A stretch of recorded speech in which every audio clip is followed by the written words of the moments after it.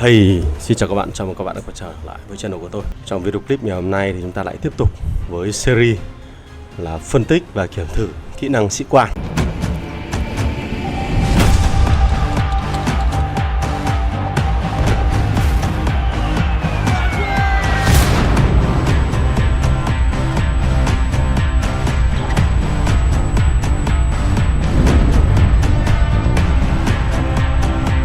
Thông qua video clip gần nhất là liên quan đến việc diễn giải kỹ năng sĩ quan của cô nàng nữ thần chiến tranh, thì cũng đã có bạn để lại một phần bình luận, đó là liên quan đến kỹ năng tăng cường sát thương, kỹ năng tướng giống như của cô nàng anh hùng nhân dân này.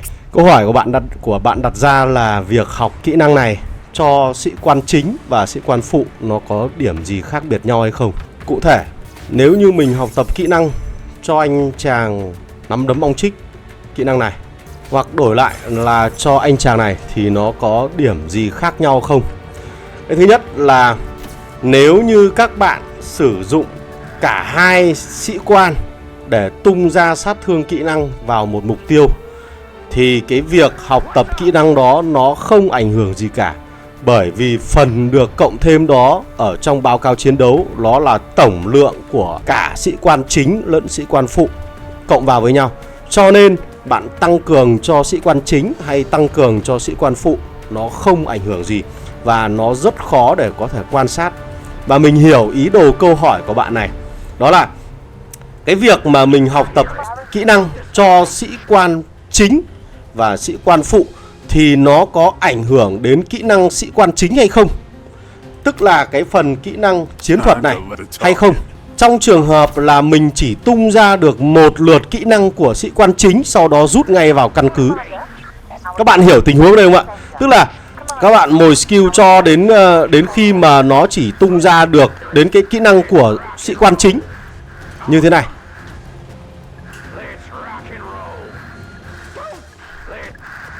Đó, sau đó là các bạn rút ngay vào căn cứ. Điều đó có nghĩa rằng là sĩ quan phụ của các bạn chưa kịp tung ra sát thương kỹ năng sĩ quan.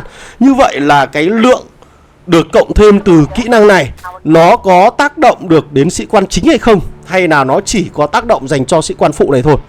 Đó.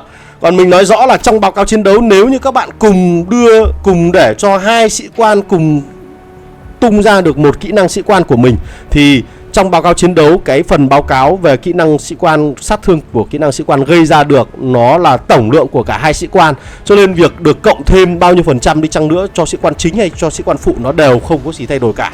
Đấy là những cái bài test trước đây của mình rồi. Nhưng còn hiện tại là bài test chỉ dành cho một cái sĩ quan chính hay không thì thực sự là mình chưa có. Nhưng mà hy vọng là thông qua video clip này các bạn sẽ có những cái sự sáng tỏ hơn, thay vì là chúng ta chỉ ngầm hiểu. Ok. Rồi, thì mình sẽ thực hiện 3 cái bài kiểm thử. Bài kiểm thử thứ nhất là mình sẽ thực hiện ở trên hai cái sĩ quan mà không có học tập bất cứ một kỹ năng sĩ quan nào cả. Sau đó cho cái sĩ quan chính này tung ra được một lượt kỹ năng của mình thôi và rút vào. Tuyệt đối là không được để cho sĩ quan phụ này tung ra kỹ năng của họ.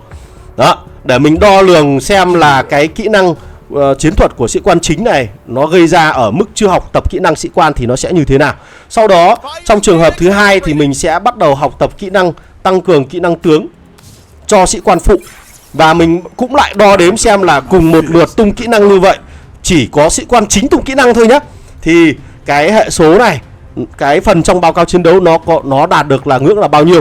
Và trường hợp thứ ba, mình sẽ đổi cái kỹ năng này cho sĩ quan chính học. Đấy, và cũng bắt đầu đo lường cái con số đưa ra.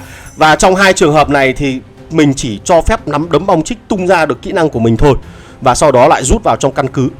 Và tuyệt đối không được để cái sĩ quan phụ này tung ra, thì để chúng ta đo lường được xem là liệu rằng cái kỹ năng tướng này, tăng cường kỹ năng tướng này, nó tác động đến chính sĩ quan đang học hay là nó tác động đến cả sĩ quan chính lẫn sĩ quan phụ. Ok. Rồi, và trong trường hợp bài kiểm thử tiếp theo thì mình bonus thêm cho các bạn thêm việc học tập kỹ năng này trên cả hai sĩ quan để xem, để mình khẳng định lại một lần nữa cho các bạn xem. Đó.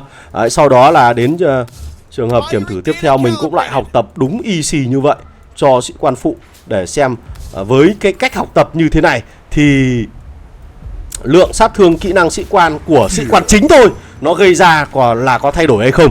Đấy, tức là mình học tập cho sĩ quan phụ này. Đó.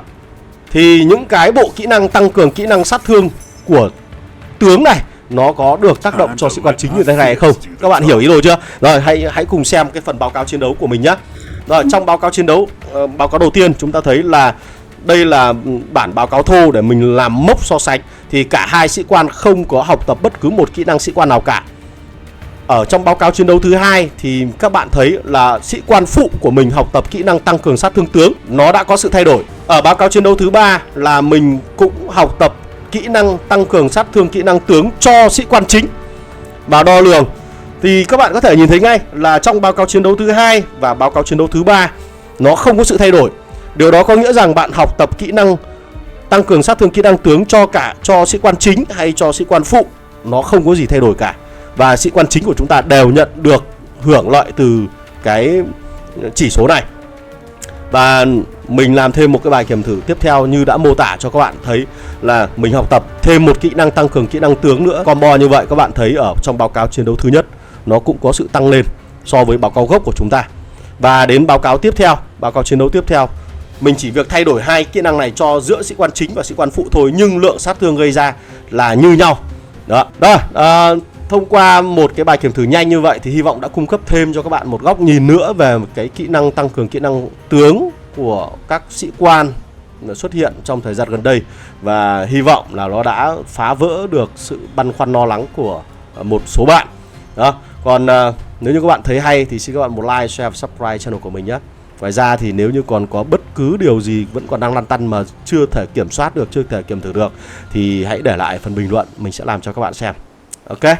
Rồi, video clip của mình sẽ tạm dừng tại đây. Hẹn gặp lại các bạn ở trong các video clip lần sau. Goodbye.